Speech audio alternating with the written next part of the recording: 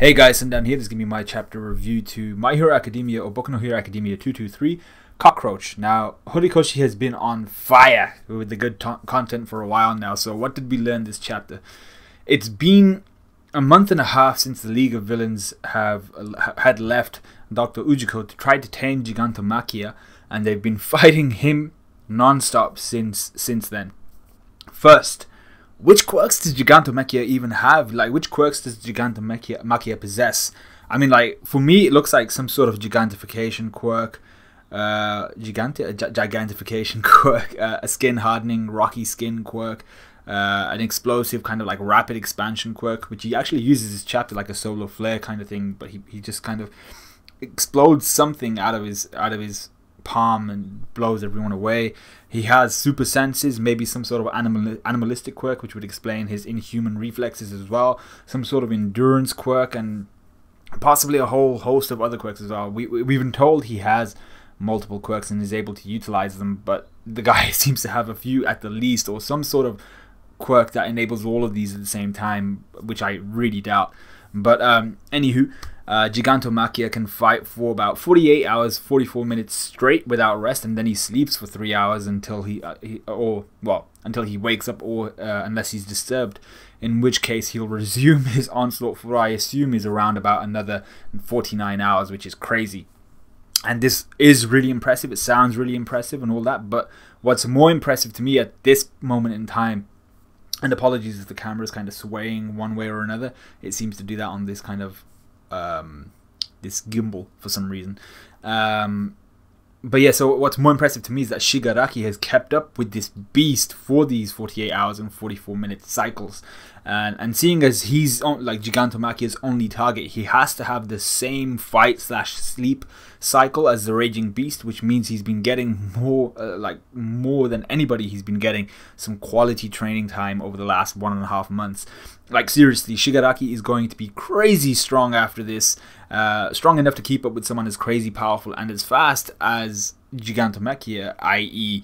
a user of One for All. So I think this is like a really good kind of training montage kind of thing. I mean, like, we didn't see the 1.5 months prior to this, but I wouldn't be pissed off if Shigaraki comes out and he's incredibly fast, incredibly strong. Hand-to-hand combat has increased to another level because he's been fighting against Giganta Machia for 1.5 months straight. So, you know, it's a good way to increase the power of the villain without making it look like straight ass pulls or bullshit.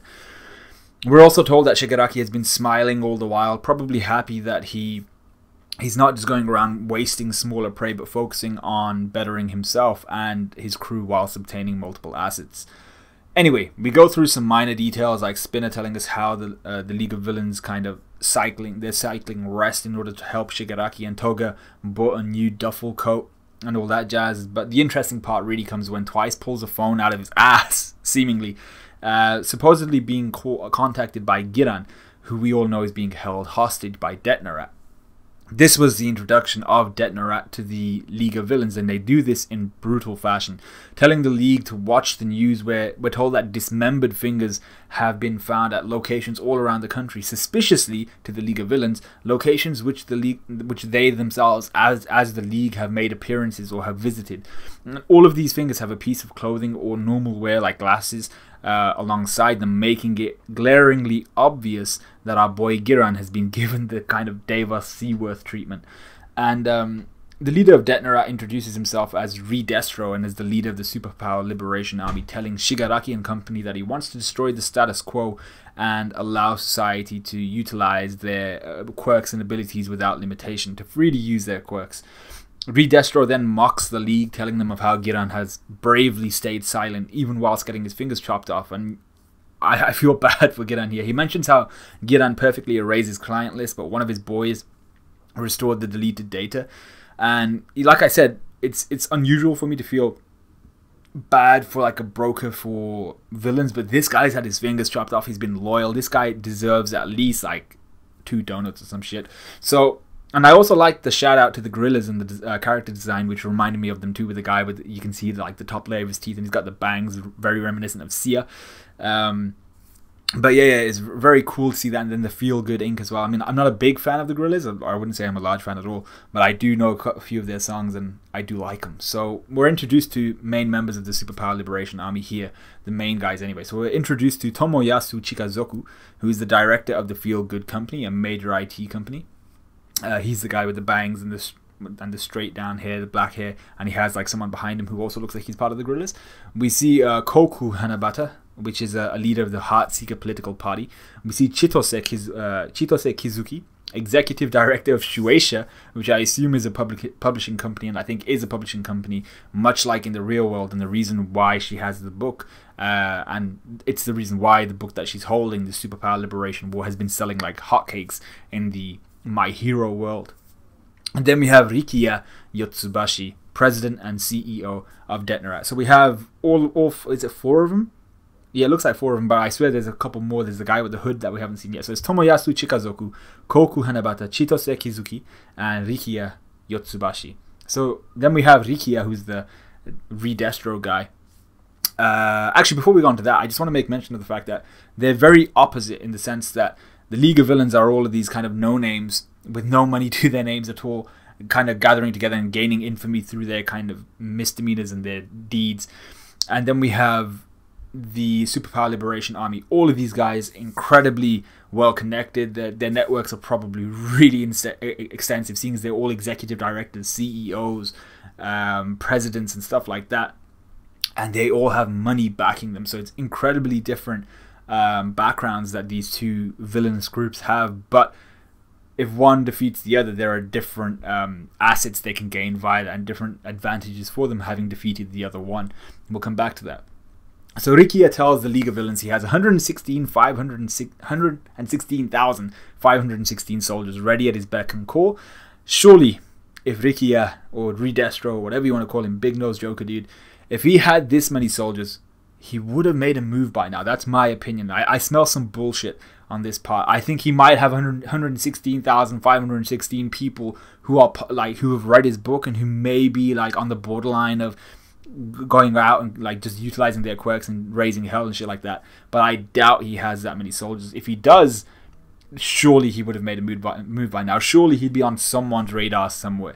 So Rikiya then shows the Superpower Liberation Army's technological superiority by triangulating the location of our villains, threatening to tip off the heroes about their location.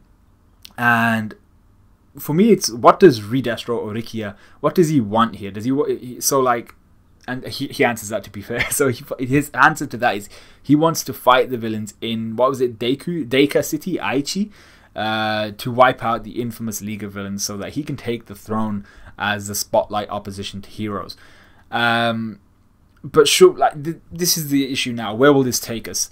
Surely this will be an important step in Shigaraki's development and the League of Villains' development, and not one where they would die or be captured. So if Shigaraki and the League are victorious, they may be able to steal at least a portion of the army that Rikiya says he has, which would be a major victory for Shigaraki. That's what I was talking about earlier in terms of the assets they would gain in defeating one another.